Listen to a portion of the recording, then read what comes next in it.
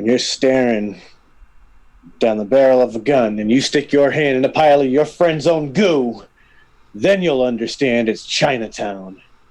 And that is the God's honest truth, everybody. How is everybody doing? Hello, hello, hello. Welcome to another episode of What's in the News with your co-hosts, of course, me, Poonsauce McNasty, and the awesome Angry Hippie himself. How is everybody doing? Hello, hello. Okay, let's see if connection's good. You guys hear echo? I don't know. Hopefully not. Give us some feedback. Give us some feedback. We need to know make sure this thing's running good.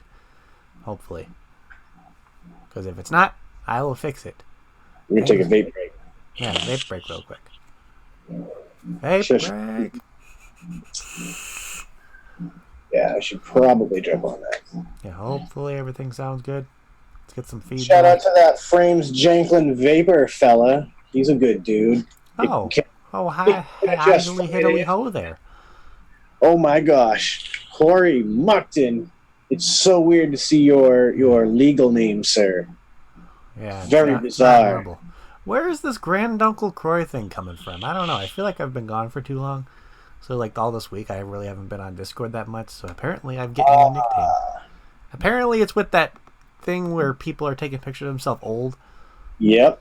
So, what you need to do, sir, is you need to go into the Discord after the show and just scroll. I know, I saw it.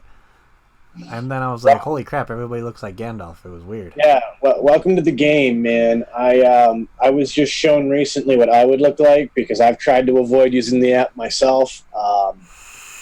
Oh, dear God. I think I saw last night that somehow Dan decided to do a picture of me when I was doing one of my selfie things, that he took one of my selfie pictures on Instagram and decided to be like, hey, I'm going to make this guy old. And I looked crazy weird. I mean, for those who know Mr. Frames Janklin, his is like, yeah, it's creepy weird. He reminds me of, remember that old commercial for Six Flags with the dude in the friggin' old person mask? Oh my God. That is amazing. What's that guy? I know that guy had a name. I forgot what his name was. Creepy, weird-looking old guy in an old guy. James, you'll forever be called freaky, weird-looking old guy. Dun, dun, dun, dun. Hashtag freaky-looking weird old guy. And that's what's in the news today, folks. Have a great night! Yay! Yeah, right. But in all seriousness. God damn it, LabWorks. Why do you always got to talk about food? Yo, shout out to LabWorks for bringing up hot dogs. We need to replace hot dogs with beer, and then I'll be good. See what you do, LabWorks, right? Get yourself some tortillas, and you take the hot dog, and you partially fry them in the frying pan, right? You follow me? Preheat your oven, and then you take that partially fried hot dog, and you get some slices of cheese, and some tortillas, and you fucking roll the hot dog inside the tortilla like a little burrito, and then you bake that joint so that it gets nice and crispy. Bruh. It's like a new version of a Pigs in a Blanket. Of snack time. It's like that ultimate version of Pigs in a Blanket, I feel like. It is. It's like a next level Pigs in a Blanket. It's fantastic. Yeah, I always notice that whenever LabWorks comes in to like a live chat, he always talks about hot dogs. Why don't you talk about burgers once in a while, man? That's not true, because he's come into the green room on a handful of occasions talking about some other wild stuff like donuts and... I swear he's talked about tacos before. Dude. I had tacos for lunch today, so... Don't even get me started on tacos. I live on tacos. Like, that is not a bad thing, though. Like, tacos Friday ritual, before I go on the green room, I go down to the corner where I have the best taco joint in my state, and I grub out on some tacos, and then I come to the green room, because that's just the best way to end my week. Well, now if you look at that, there we go. So getting to know the Angry Hippie. So yeah, don't forget to check out the green room. You might hear some taco talk when he has his tacos. So you never know. Taco. So why don't we start getting into it instead of just going around what we're actually here for? Yeah. So should we? So let's dive into it, and let's put the buffet off a little bit. What do you say? Okay, maybe like put midway through the show. Yeah, do it a little differently. Okay, so there's been a few things that have happened since we have joined you all last, and yeah, it's been a little crazy, a little more flavor bans, a lot more different things happening with the FDA. And I know, Sean, you have Massachusetts, which I believe had the meeting today. Nope, yesterday. Yesterday, okay. But I'm going to tell you right now, it's fighting time out here. So we'll get into that in a little bit. But yeah, so let's talk about and then obviously last Wednesday, there was a little kind of the same thing that happened in Mass Wednesday that happened in. What was it? Where was that? San Francisco? I can't. I believe it was Livermore. Was that Livermore? Okay. I can't remember completely, but the thing that was going on in California, that the bill that they were looking at, what they wanted to do is they wanted to completely ban the flavored vape products from all convenience stores, all mixed use venues of that sort. And they wanted to restrict it to only a vape shop, only where somebody's being ID'd at the point of entry, at a 21 plus kind of scenario. To be fair, I mean, in some cities and towns, we are already, experiencing things like that. Mm-hmm. So this is a tough one, right? Because on one hand you go, okay, like I can live with that, right? But my argument against it, and this is the tough one, is that, the convenience store is a first point of contact for a lot of people. A lot of us tried our first cig-alike or our first Clearomizer style vape from one of those gas stations. Not only that, but I used to manage a gas station years ago, and I would have customers who weren't actual routine smokers, but, once in a while, every month or two, when they would go out with their friends and go drinking for a night on the town, rather than smoke a pack of butts or bum butts from friends, they'd go buy a blue e-cig or something like that, mm-hmm. and they'd use it for the night. And it concerns me that people like that are going to lose this product and access to this product and basically be forced to make the decision to smoke cigarettes. And that's frustrating for all of us. We don't want to see that. I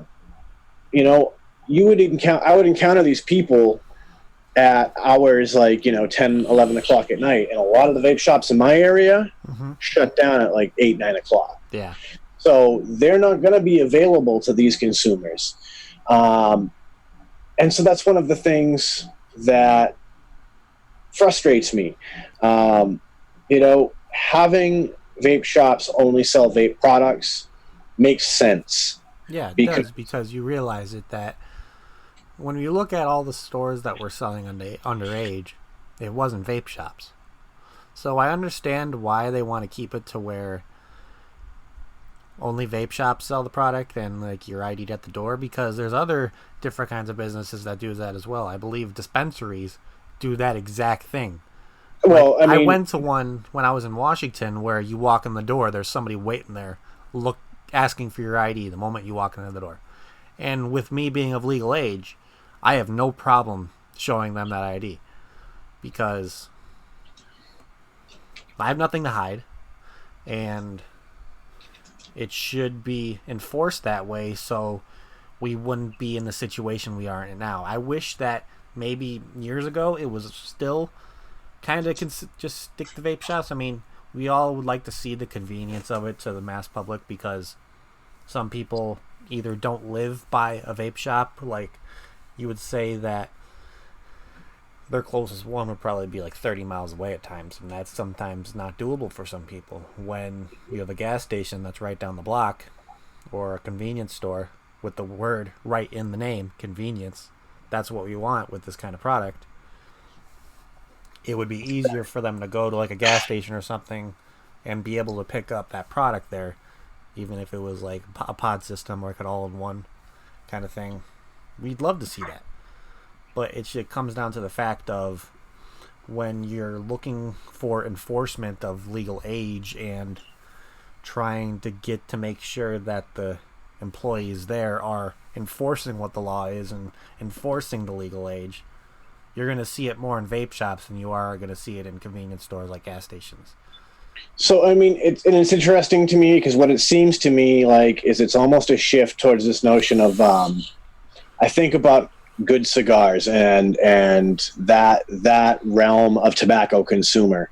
And, if you want a good cigar, you have to go to an actual tobacco shop, an actual smoke shop where there are people who specialize in it, and they're able to guide you through what you're looking for and get you what you're looking for. Uh-huh. And to a degree, I feel like that is exactly the way that we should see a vape shop, be in our communities. That being said, like we're beating the drum here, I don't want to see access to those early stage products taken away because it was a starting point for so many of us. Uh-huh. And I don't know that we would have continued to follow the path had we not had different ways to initiate even in those places. Yeah. So, it's something that we got to keep our eye on. I have a feeling that as traditional flavor bans and stuff are concerned, are going to continue to start to fail. We're going to see these be the new shifts, and it might be our solution. And that's the scariest thing, but possibly, a silver lining. That may be our solution, is that we say, listen, take it all out of these places so that it's only in a vape shop. At least the people are educated, at least this, at least that.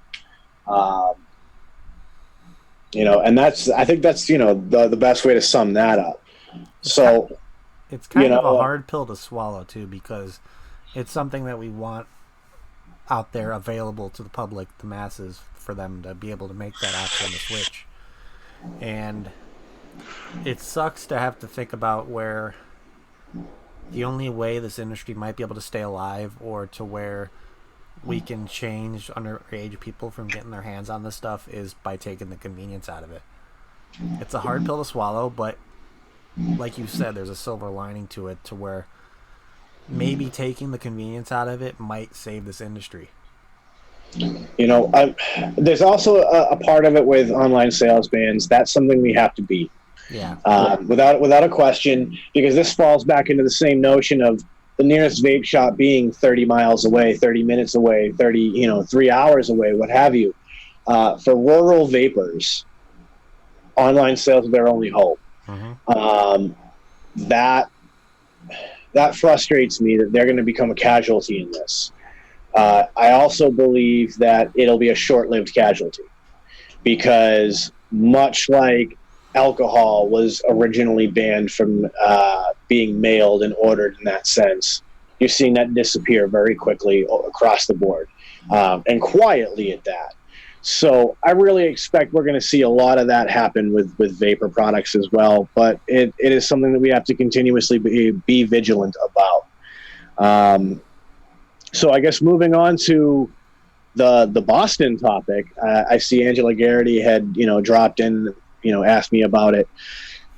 To kind of get everybody up to speed, there was a flavor ban bill introduced in the state of Massachusetts back in January, and nothing really happened with it until recently. Suddenly, they just last week they decided, oh hey, let's put this on the table for discussion, and let's schedule it for a week. So yesterday they had a hearing. The way that this hearing was set up, we didn't have a public hearing per se. So the general public, if I were to have been able to show up, I would not have been able to speak, and get 5 minutes like some of those kind of hearings that we've heard about. What they did was they had the antis and the yays pick representatives.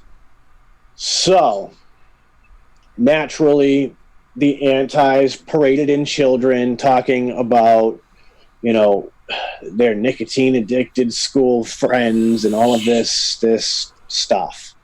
And I don't want to roll my eyes completely, because let's be honest, we were all probably nicotine addicted teenagers as well.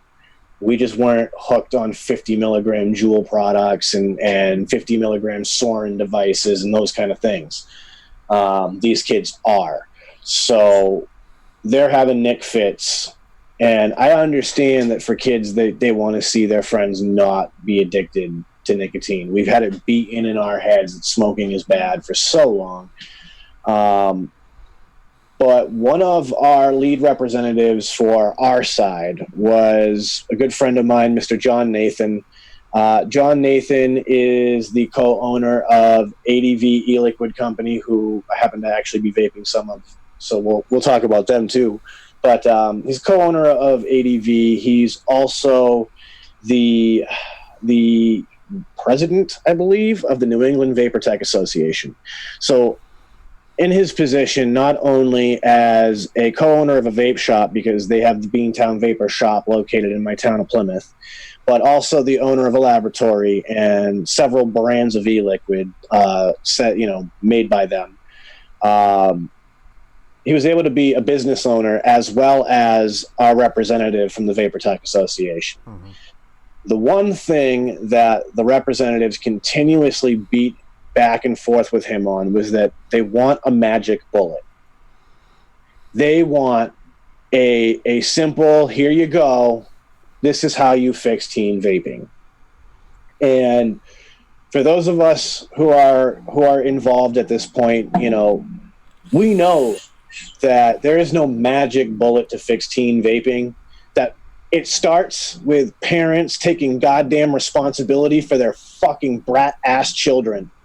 That's where it starts, because the number of parents that openly would try to buy vapor products for their children in my vape shop when I managed the shop that I had to kick out for openly trying to break the law in front of me, it's ridiculous. So that's the first thing.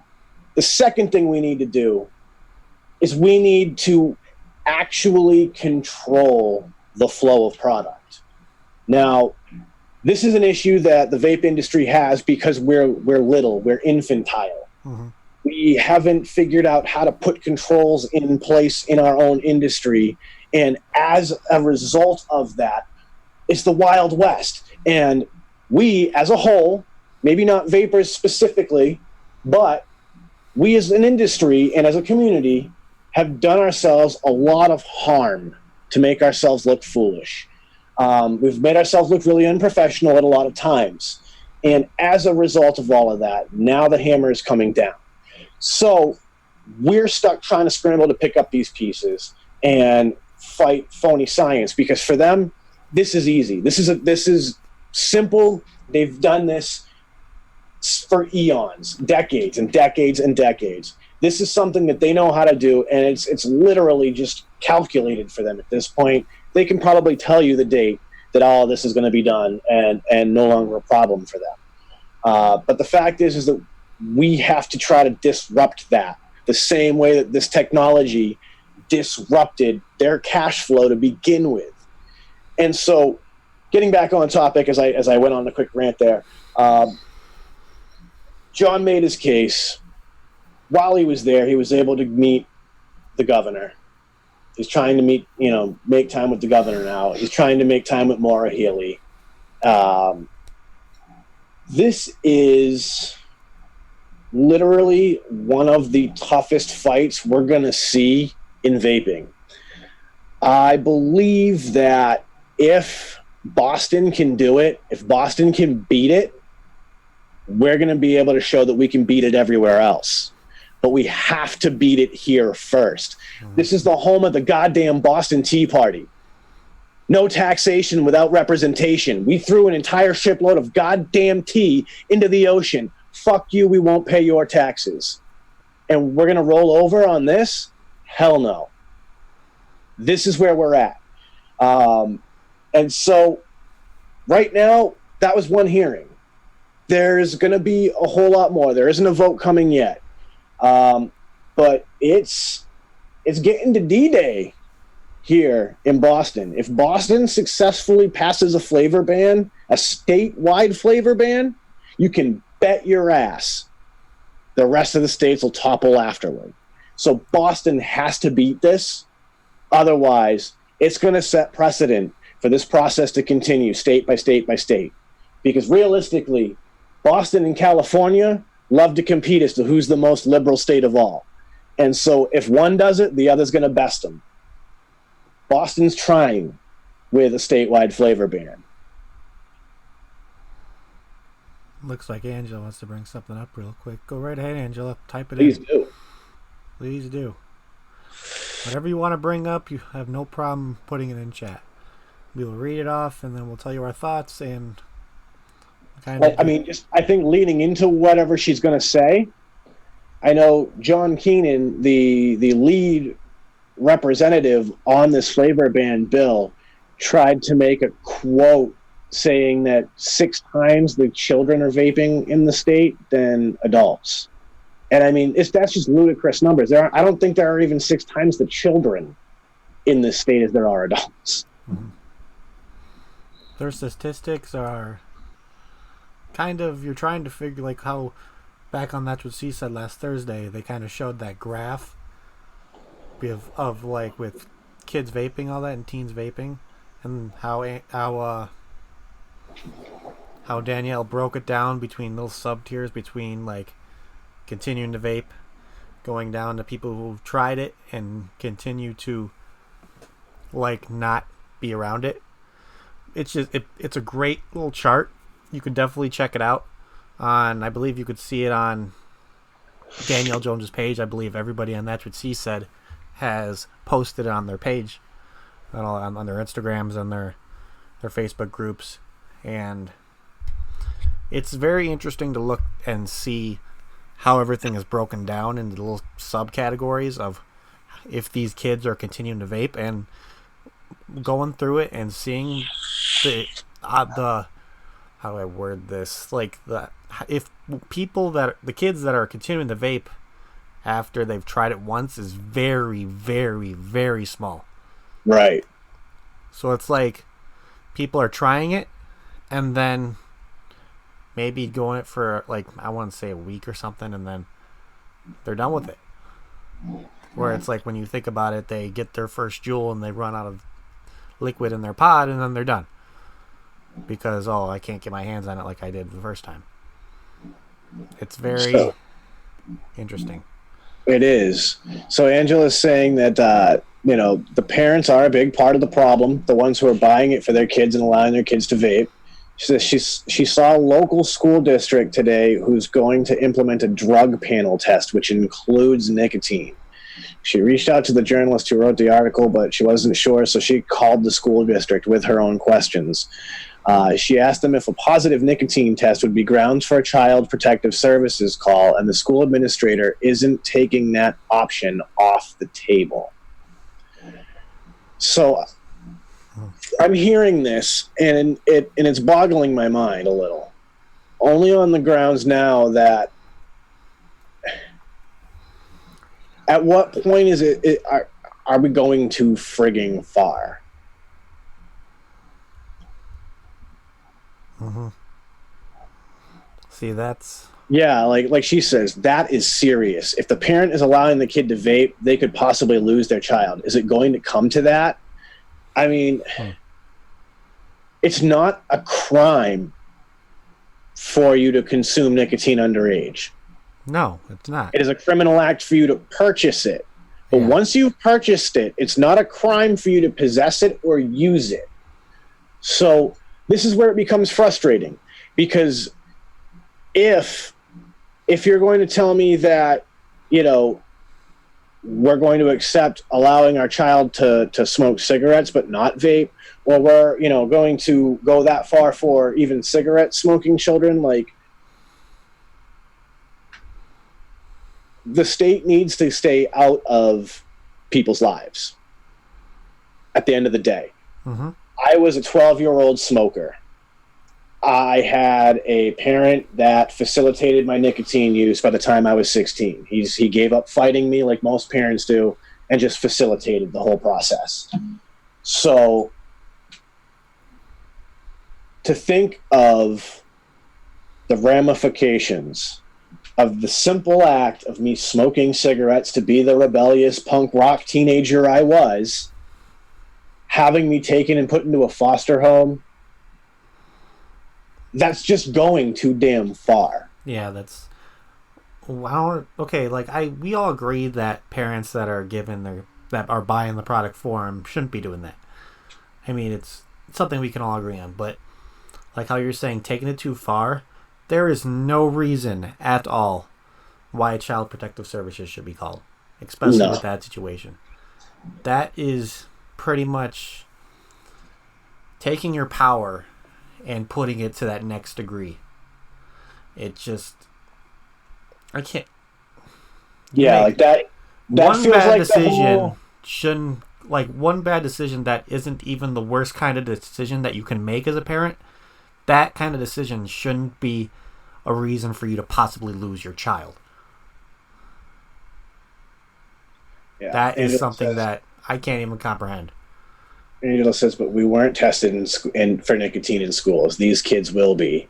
And, I mean, that's an invasion of your personal rights. And it goes to show that, you know, we're losing rights left and right, and that children don't have their Fourth Amendment right within school. For those who don't know the Fourth Amendment immediately off the top of your head, like I do because I'm a crazy person, it is the right to be secure in your person, place, house, and effects.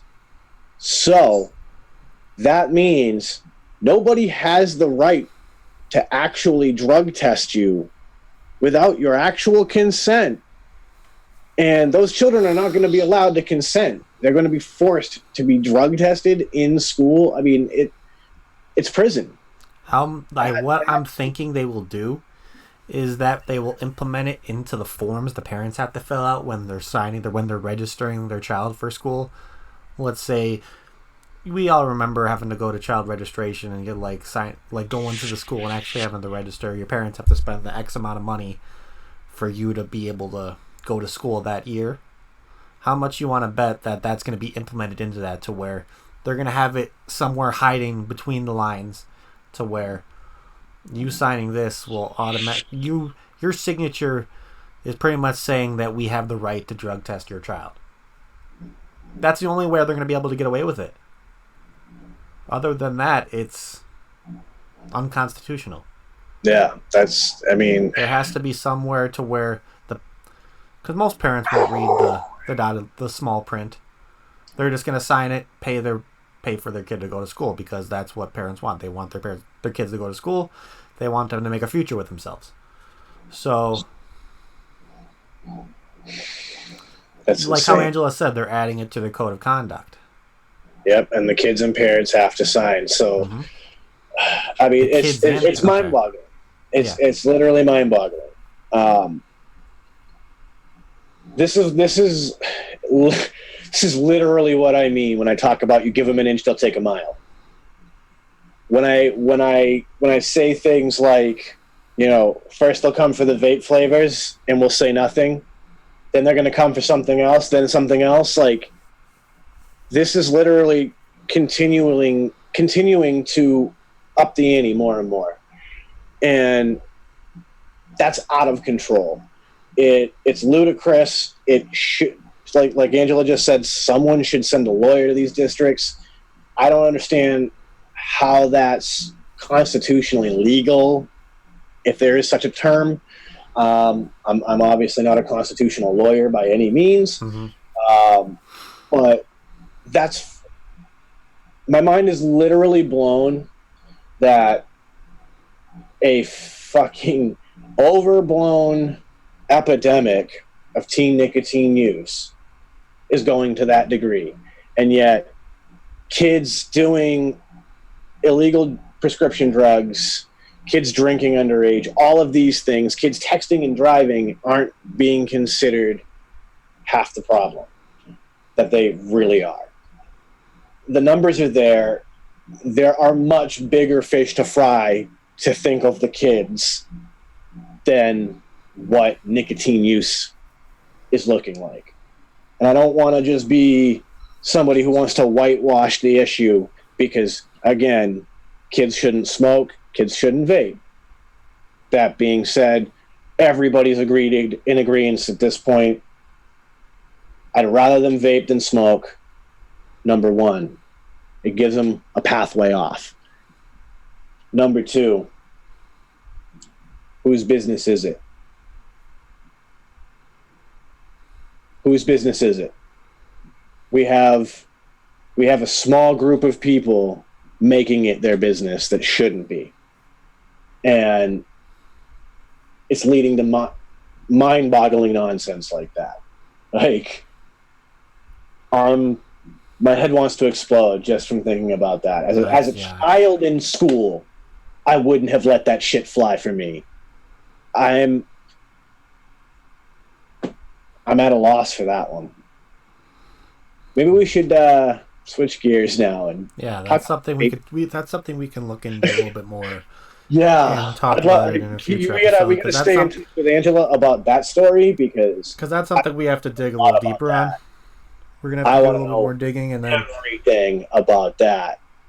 Like, wow. I know a handful of people that would love to just get into the advocacy and activism on that issue. Angela, we're going to need you, after the show, we're going to need you to come into this Zoom room and talk to us because we need to know about this so we can inform you guys of what the hell is actually going on. Because if this is happening in Texas, this is going to happen elsewhere.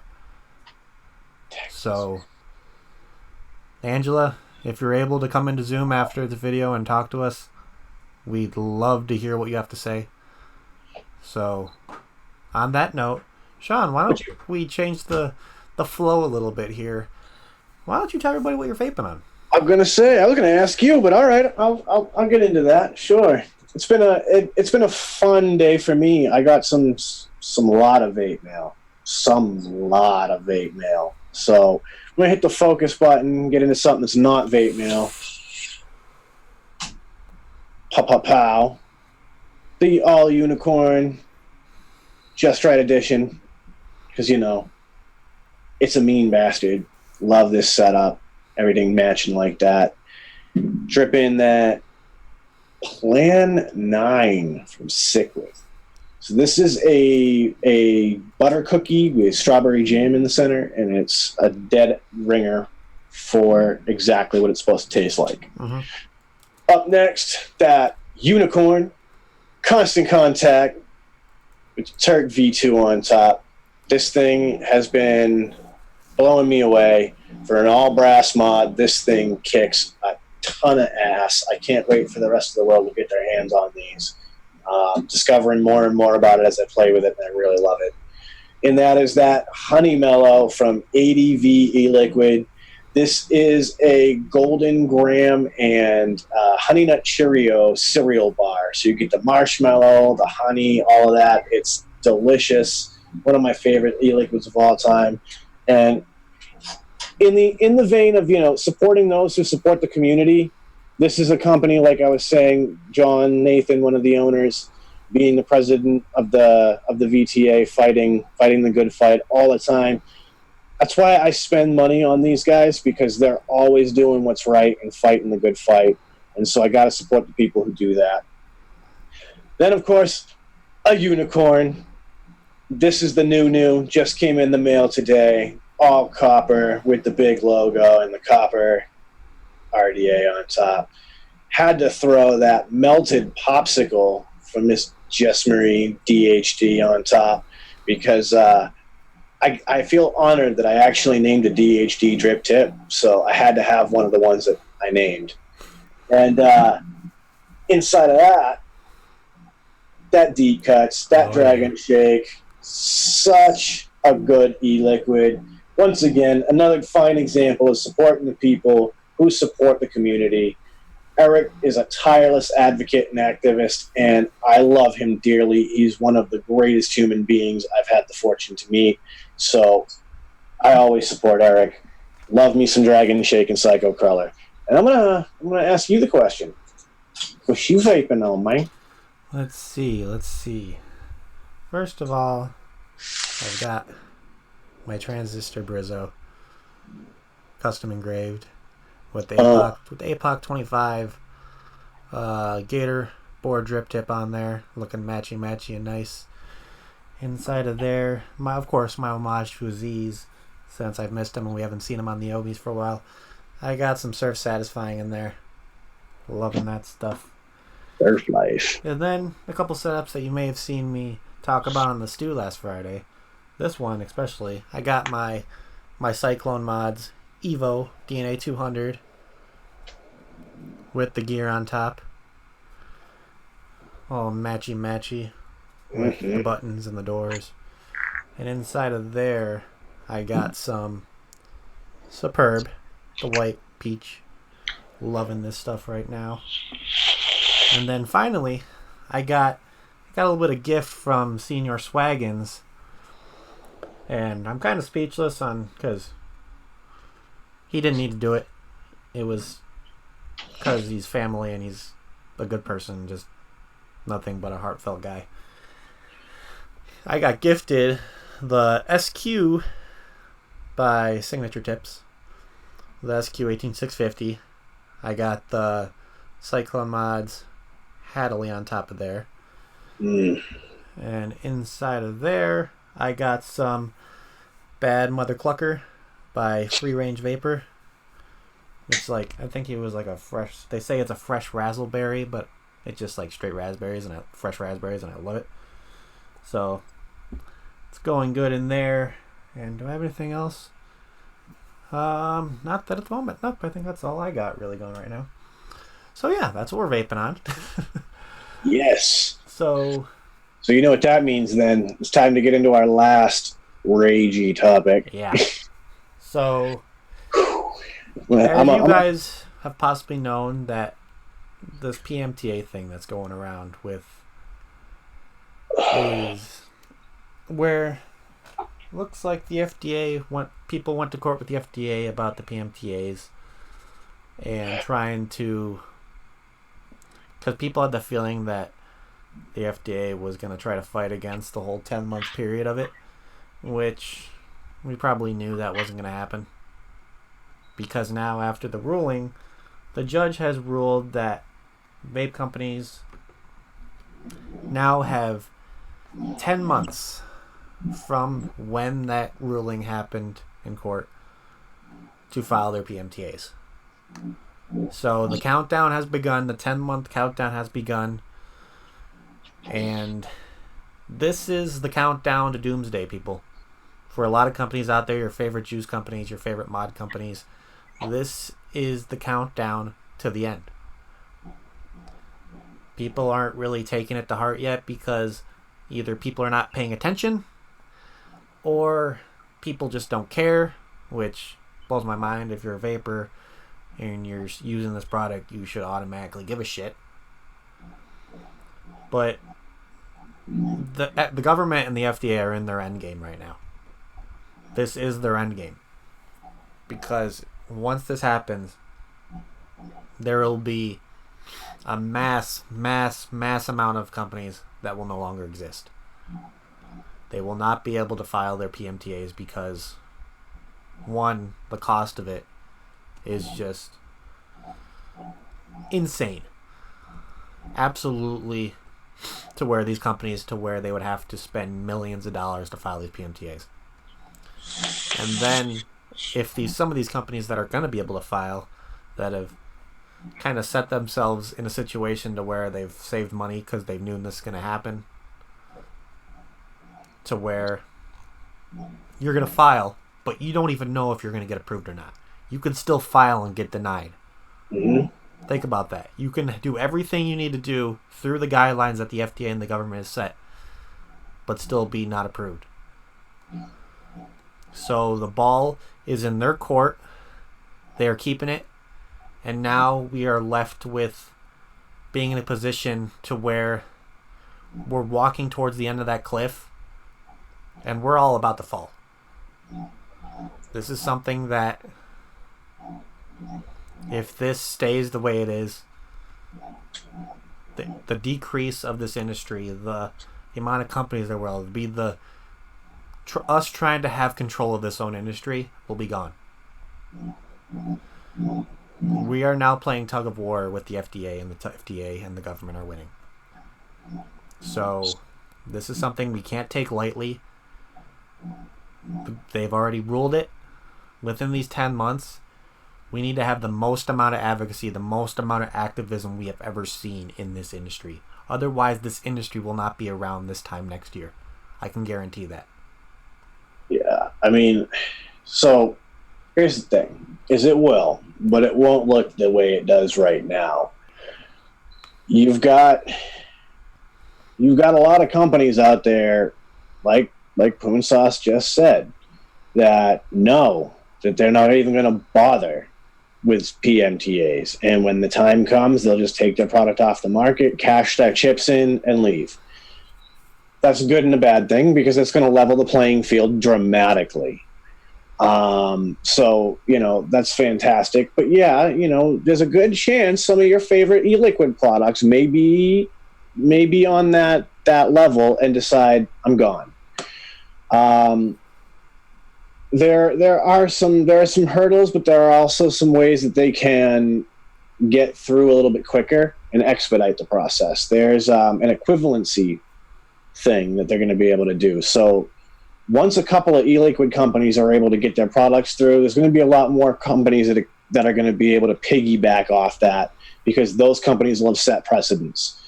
But there are a lot of hurdles to clear, because they need clinical trials. So they need to be able to run clinical trials on their products and show that there is a harm reduction and that there is safety and all of that.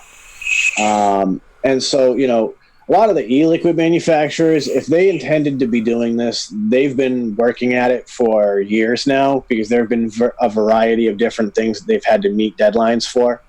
But the one that's going to come as a big shock to, I think, a lot of people, are, all of us, ourselves included, is going to be the hardware side of things, because some of what the PMTA clarifications made sure to highlight was that there needed to be an indication of what battery was going to be in the device. So that kind of intrigues me, because does that mean that a regulated device where I can choose Samsung over Sony, or Sony over Samsung, or LG, or what have you, is that going to no longer be a thing? Or are we going to be confined to internal LiPo battery devices, because the manufacturer can say, that's the battery in it, I put it there? Another thing is that they have to be able to show what safety features are involved in the product in order to prevent battery explosion. Well, shit, that sounds like the end of Max to me, because think about this. If that goes through, these things will be no more. I mean, it's going to happen. Yeah, you're going to have people doing it, but having companies create these and selling these as like a mass market product, this won't exist anymore like that. I don't think that's going to be a thing anymore. Yeah, no. You're going to have to know somebody who knows how to make tube mods. You're going to have to actually know Mr. Kennedy, and you're going to have to write him in a WhatsApp and be like, hey, sir, can you build me a device? Like, mind-boggling. There's a piece in the PMTAs where once you've submitted your PMTA application, you're allowed to remain on the market for another year while you're pending review. Now, the catch-22 here is that with a 10-month deadline now, there's going to be a fuckload of PMTA applications getting submitted all at once. And with that is an FDA staff not prepared for that workload. So it is definitely going to tax them as far as being able to process PMTAs, which means they're going to move slowly at the beginning until a lot of these equivalency things are able to be met. But it's going to be difficult. Right now, I mean, there's only one e-vapor product, electronic nicotine delivery system, whatever you want to call it, I know of, that actually has clinical trials in hand. There's only one.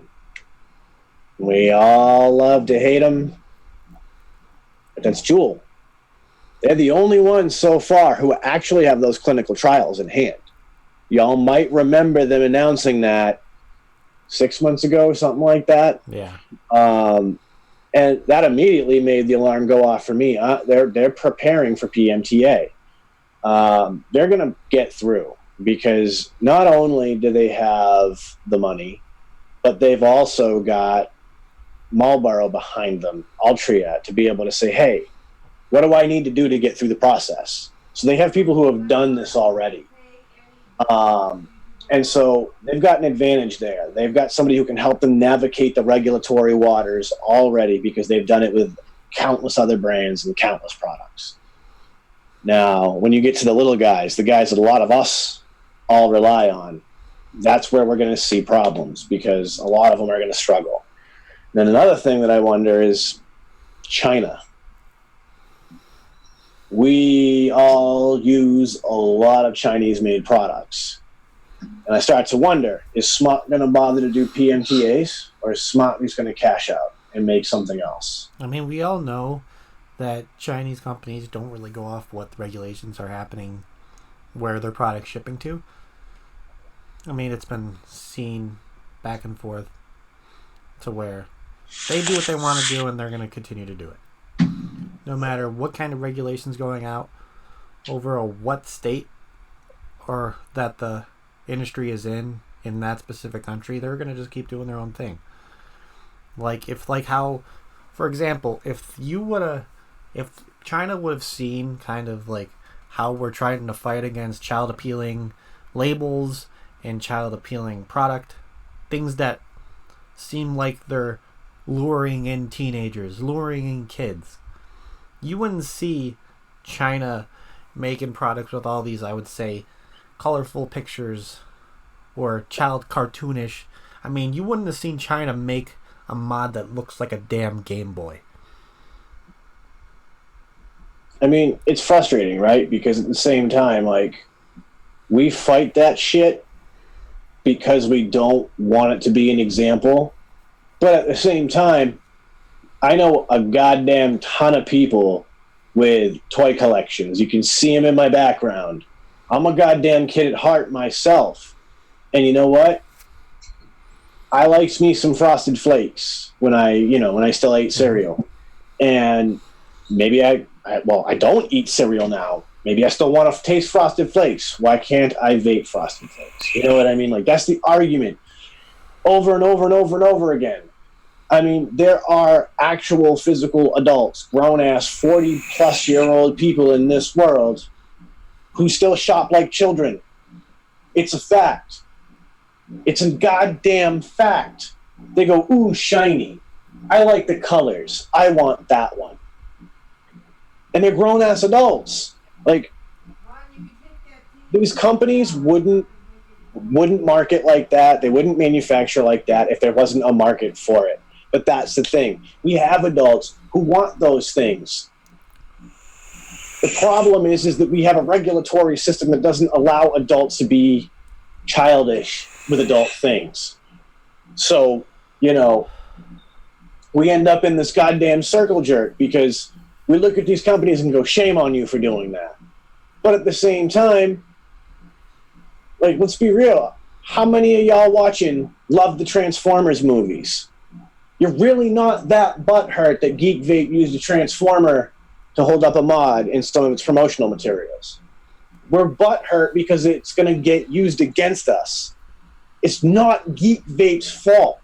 It's the fucking system's fault for using our own childlike nature against us. And then, of course, we all revert back to the alcohol thing. Well, hey, the kid in me likes Fruit Loop vodka. Why can't I like Fruit Loop vape? They're not hearing that. So that argument doesn't work anymore. Like, it's never worked, I guess, at this rate. No, because if the argument worked, we wouldn't be seeing this issue happen. The issue comes down to the fact that we look like we're normalizing smoking. I mean, I'm pretty convinced of that. We are renormalizing smoking. To the people who don't understand this is scary. This just looks like we went back to the 1950s where everybody was chiefing on cigarettes all the time. And it freaks them out. And what they don't understand, they fear. Logan exhales. Shout out to that dude for being so tireless in everything he does. Made a tweet today that was perfect. He said, the fear is real. What they fear isn't. That's what we're fighting, folks. Like, I'm convinced of that at this point.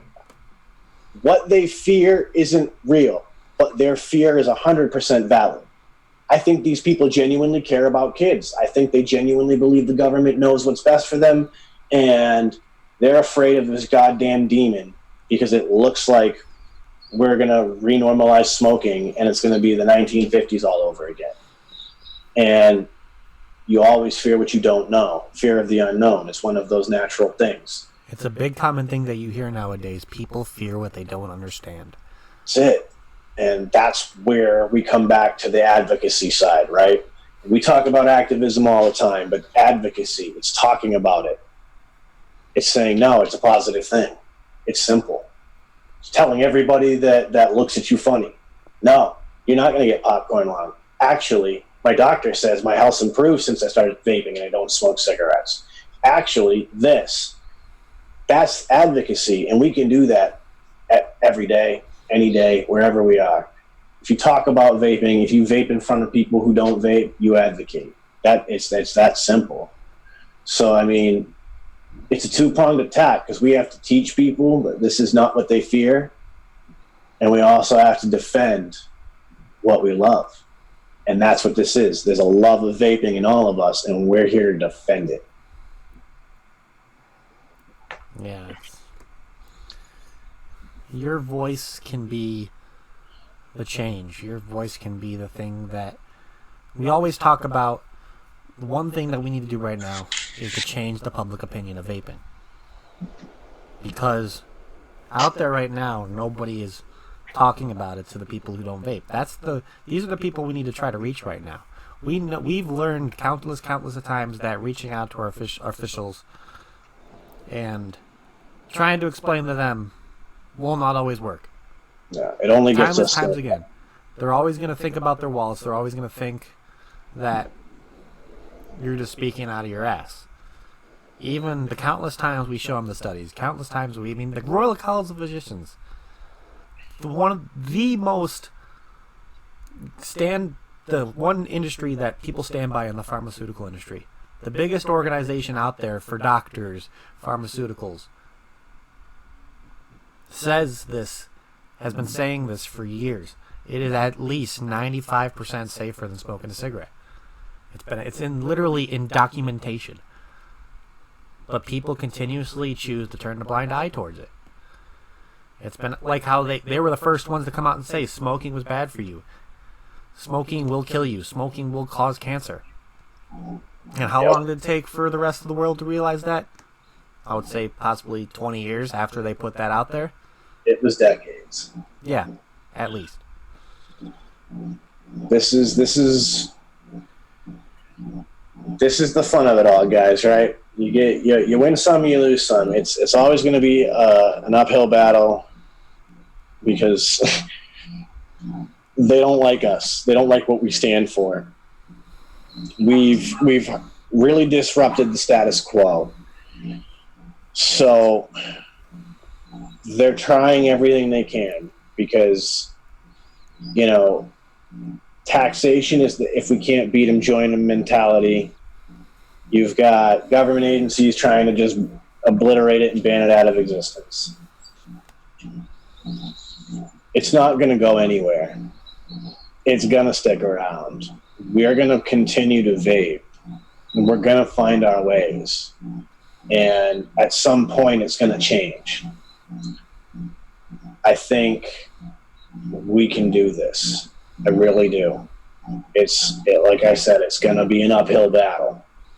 But I genuinely believe that we, the people, we, the vapors, we can do this. We got to keep getting more people involved. We got to keep getting them into stuff like this. I get it. Shows like ours, They're not always the most fun because we're talking about what's really going on. And sometimes it gets doom and gloom. But it's the subjects that need to be talked about. The more you know, the more you grow, right? We all remember that from G.I. Joe as little kids, right? Knowledge is power. And the more that we can consume information and educate ourselves about this subject, the more we can continue to do good in this world. And that's what we're trying to do. We're genuinely trying to do good in this world by protecting a life-saving technology before it's taken from people who never have a chance to use it. Yeah, it's pretty much summed up with that, guys. We're running towards the end here, guys, but we always say try to spread the same message. Like how he was just saying, you have to stay informed. You have to stay knowledgeable about what actually is going on.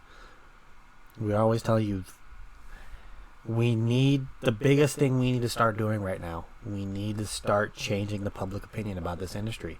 Vaping needs to have a different persona for the people who don't smoke, who don't vape. We need to get those people informed as well. We need to get people that are in this industry off their ass. Vapors, consumers, companies, we need to start going out talking to people. Talking to the non-smokers, talking to the non-vapors, and try to show them what this industry actually is. That it's a life-saving industry. That this is a way out of smoking cigarettes. People think that it's worse than smoking cigarettes. It's not. It's been proven, countless studies, that it's not. We need to start showing these people that what they're hearing on the news, all these false studies, false claims that are coming out there, that with every false claim out there, there are 2 to 3 other studies that show that claim is wrong. And it's going to be difficult at times, people. It really will be. We're going to seem like we're fighting against the losing fight. But if you talk to 10 people and you change the opinion of at least one person, it could be 1, 2. That's one person that has had their mind changed.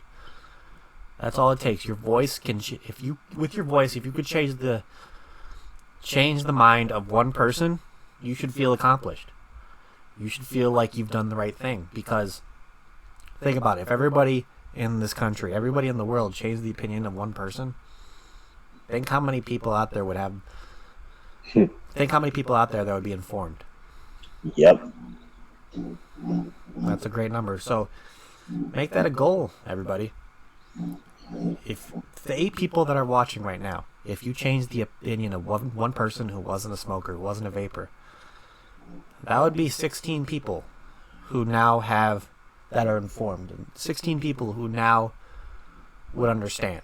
And then they went out and informed one other person and make that 32.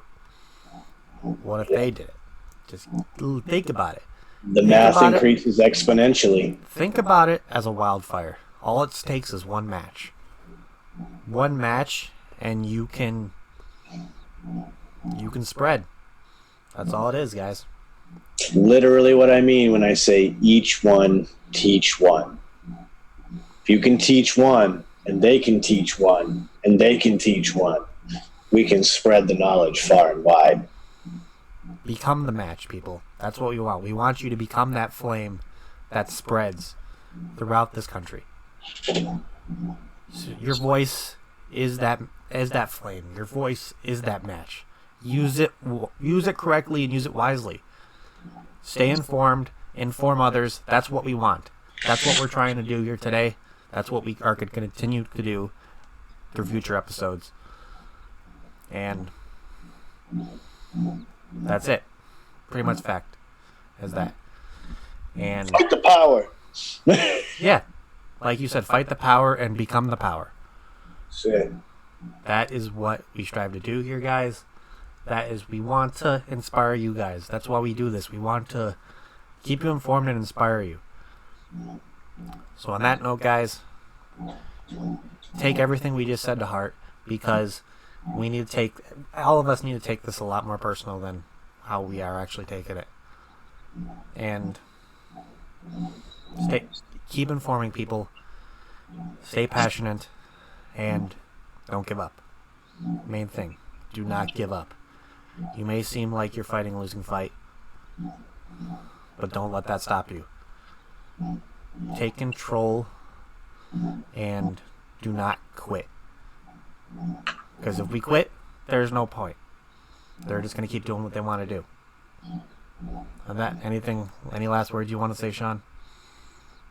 Man, you guys hear me say it all the time, and I'm going to say it again.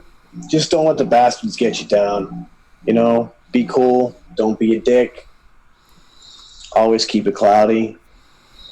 That's what we got to do, guys. That's what we got to do. So again, thank you all, everybody, for joining us. And yeah, we'll see you next week. We'll have some more interesting topics for you guys. And remember, always stay informed. And yeah, that's it, guys. Be the match. Hell yeah. I blew it the wrong way, but screw it. And vape good liquids. Don't vape crap. More sound advice. See, I'm just going to keep talking because I don't know how this delay works. Because it's delayed, but will it end where we are? See, that's the fun, is that they get this like weird like ha-ha at the end then. And then it's like, oh hey.